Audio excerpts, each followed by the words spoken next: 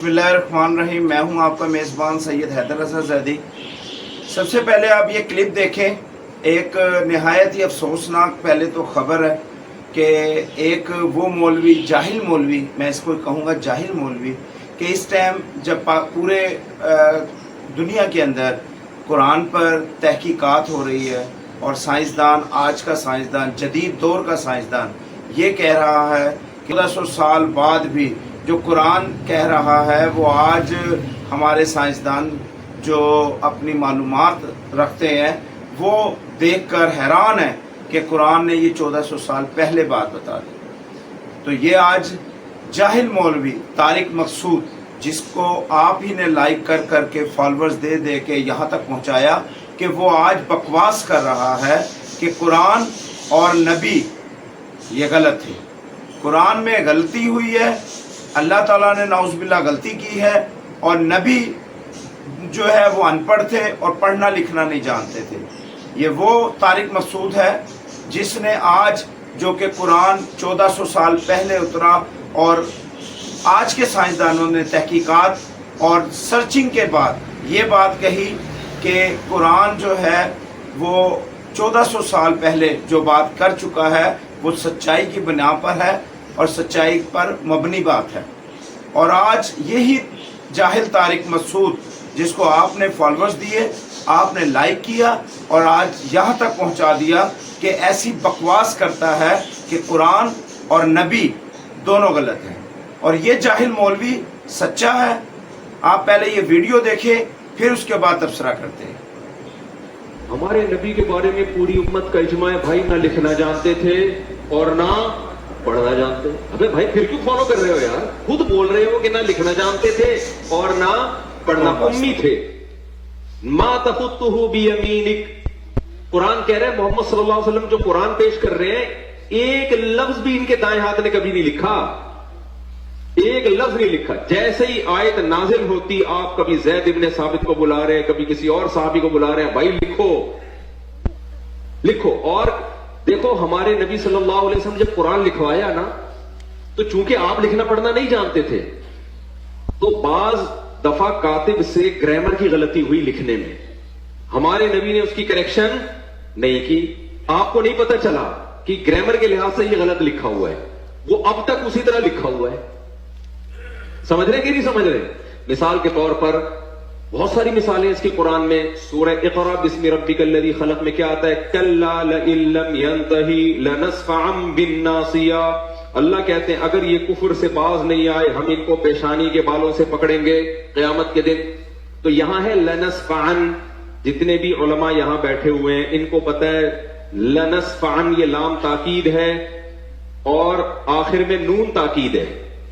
ये अलिफ के साथ लिखना ग्रामर के लिहाज से गलत, क्योंकि तनवीन नाउन पे आती है, सेंटेंस पे या फेल पे तनवीन कभी भी नहीं आती। समझ में आ रही है बात कि नहीं आ रही है?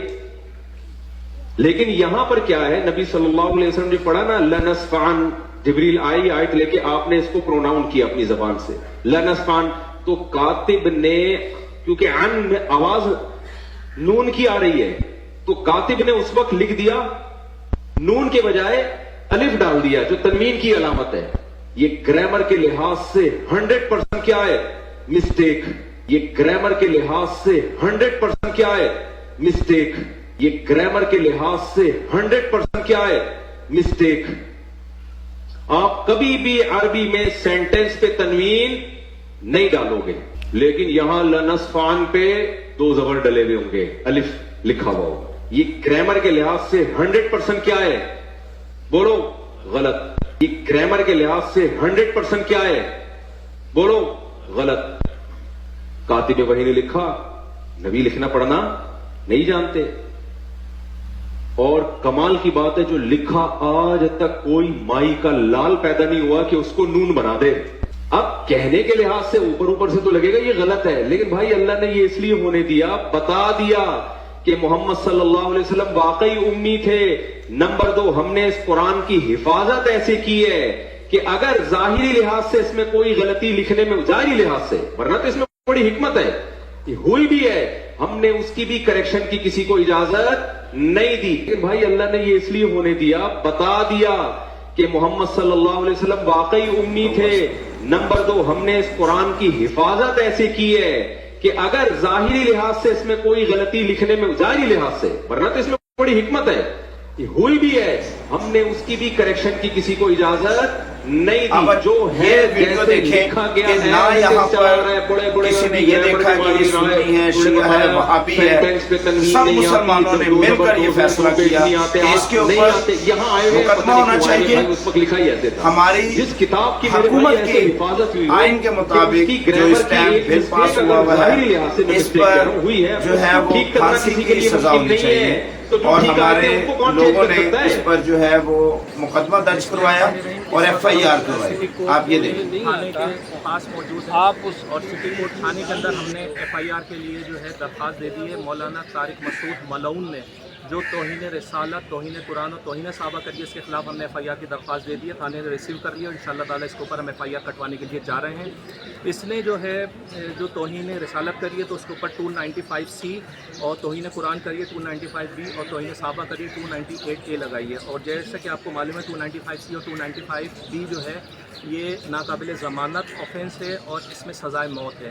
تمام مسلمان جو ہے ان کی دل آزاری ہوئی ہے, چاہے وہ شیعہ ہوں یا سنی ہوں, اور تمام جو ہیں غم و غصے کا شکار ہے. مولانا طارق مسعود ملعون نے جس طریقے سے توہین رسالت کری ہے, نعوذ باللہ رسول اللہ کو ان پڑھ کہا ہے, نعوذ باللہ اس نے کہا ہے کہ گرامر کی مسٹیک ہے قرآن شریف کے اندر, اور قرآن شریف کی آیتیں جو ہیں وہ ناقابل اعتبار اس نے قرار دیا ہے. لہٰذا فوری طور کے اوپر ہم ریاست سے بھی مطالبہ جہاں یہ کہہ رہا تھا کہ حکومتی قوانین کے مطابق ایک رول پیدا کیا گیا, قانون ہے کہ نبیوں کی گستاخی, قرآن کی گستاخی جو بھی کرے گا اس کو یہ قانونی سزا دی جائے, کیونکہ توبہ جو ہے وہ اللہ تعالیٰ کو پتہ ہے کہ دل سے ہوئی ہے کہ نہیں. اگر قانون کے مطابق سزا نہ دی جائے تو لازمی بات ہے کوئی نہ کوئی اٹھے گا, سر اٹھائے گا اور گستاخی نبی کرے گا یا گستاخی رسول کرے گا یا گستاخی قرآن کرے گا. اس لیے سزا دی جاتی ہے اور یہ دینی چاہیے. اور آج جب اپنے پہ بیتی, امان سے اس نے ایسی گندگی بکی جو کہ اس کو سزا ہونی چاہیے, تو آج اس کا معیار دیکھیں, دوہرا معیار دیکھیں کہ اپنے آپ کی جان چھڑوانے کے لیے معافی مانگ کر, توبہ کر اور حدیثیں اور روایات سنا کر یہ جاہل مولوی اپنی سزا سے بچنا چاہتا ہے. لیکن چونکہ گورنمنٹ نے ایک لا بنایا ہے کہ ایسا نہ ہو کہ لوگ پیغمبروں کی گستاخیاں کرتے رہیں اور بعد میں جب پکڑے جائیں تو کہتے ہیں ہم نے توبہ کر لی, تو ایسا نہ ہو, کیونکہ ہمیں تو نہیں پتا دل سے کی ہے اوپر سے کی ہے. تو اس لیے جو گورنمنٹ لا ہے وہ یہی ہے کہ اگر کوئی شخص کھلے لفظوں میں پیغمبر صلی اللہ علیہ وسلم کی گستاخی کرے گا تو وہ توبہ اگر کرتا ہے تو اللہ تو دل کے حالات جانتا ہے, لیکن گورنمنٹ پھر پابند ہوگی کہ اس کو سزا دے تاکہ یہ گستاخیوں کا دروازہ بند ہو جائے. ورنہ لوگ اس کو بہانہ بنا لیں گے نا, گستاخیاں کرتے رہیں گے اور پھر کل کہیں گے ہم نے توبہ کر لی ہے. پھر کوئی بدتمیزی کرے گا, کل کہے گا ہم نے توبہ کر لی ہے. کینیڈا میں جو میرا حالیہ بیان ہوا ہے جس پہ کافی کنٹروورسی پھیلی ہے اور میرے بارے میں یہ دعویٰ کیا گیا کہ میں نے ایسے الفاظ کہے ہیں جس سے نبی صلی اللہ علیہ وسلم کی بے ادبی جھلکتی ہے یا اس میں گستاخی کا پہلو نکلتا ہے, یہ دعویٰ کیا گیا. تو دیکھیں, کوئی بھی مسلمان نبی صلی اللہ علیہ وسلم کی گستاخی کا, بے ادبی کا تصور بھی نہیں کر سکتا. اور میرا تو مقصد ہی دین کی دعوت کے لیے یہ جو میرے اسفار ہو رہے ہیں یہ تو نبی صلی اللہ علیہ وسلم کی تعظیم کو بیان کرنے کے لیے اور قرآن مجید کی صداقت کو بیان کرنے کے لیے. اور یہ جو میرا بیان ہو رہا تھا یہ تو تھا ہی, جو لوگ میرے بیان میں بیٹھے ہوئے تھے وہ اس پر گواہ ہیں.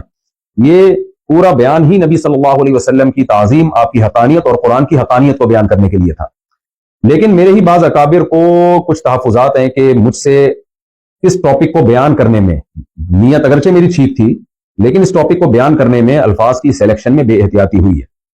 تو میں اپنے ان الفاظ سے رجوع کرتا ہوں, مجھ سے بے احتیاطی ہوئی ہے تو میں رجوع کرتا ہوں اپنے ان الفاظ سے. جن لوگوں کا یہ خیال ہے کہ میری وجہ سے ان کو تکلیف ہوئی ہے تو میں ان لوگوں سے معذرت بھی کرتا ہوں, اللہ تعالیٰ سے توبہ بھی کرتا ہوں اور اپنے ان الفاظ سے میں رجوع بھی کرتا ہوں. میرا جو پہلا معذرت نامہ گیا تھا اس میں ہمارے ہی بعض اکابر کو, جن میں سر فہرست حضرت مفتی ابراہیم صاحب بھی ہیں جن کی ہدایت پر میں یہ دوبارہ معذرت نامہ ریکارڈ کروا رہا ہوں, تو ان سمیت دیگر میرے بعض اکابر کو کچھ تحفظات ہیں.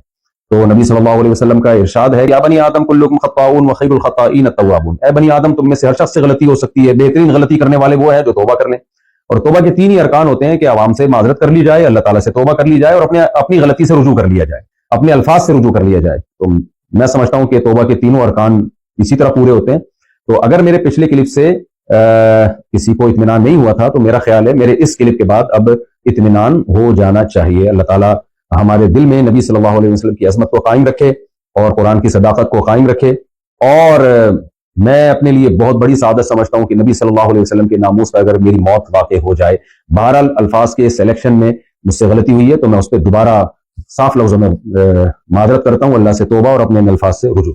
جزاکم اللہ احسن الجزاء وما علیہ۔ آخر میں سب کچھ دکھانے کے بعد اپیل کروں گا تمام مسلمانوں سے کہ طارق مسعود کا جو چینل ہے اس کو بلاک کیا جائے، فوری طور پر اس کی تبلیغ جو کہ در حقیقت جاہلیت پر مبنی ہے اس کو بند کی جائے، اور اس کے فالورز اس کو چھوڑ دیں، اس کا چینل چھوڑ دیں، اور ایسی بکواس کرنے والے مولویوں کو سننا بند کر دیں۔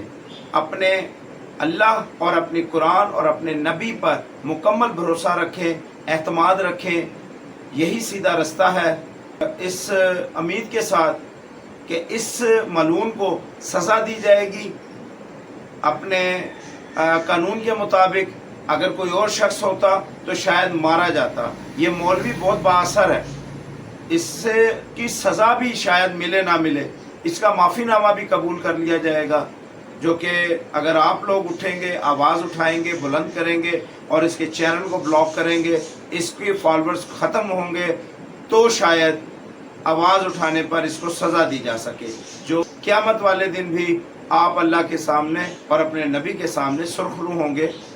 اس لیے میں اس امید کے ساتھ اشکان رسول میری اس ویڈیو کو زیادہ سے زیادہ شیئر کریں گے اور آواز اٹھائیں گے، اور آپ پر یہ فرض ہے کیونکہ قرآن اور نبی ہمارا ہے اور ہماری حرمت ہے اور ہمارا فخر ہے۔ اجازت دیجیے، خدا حافظ۔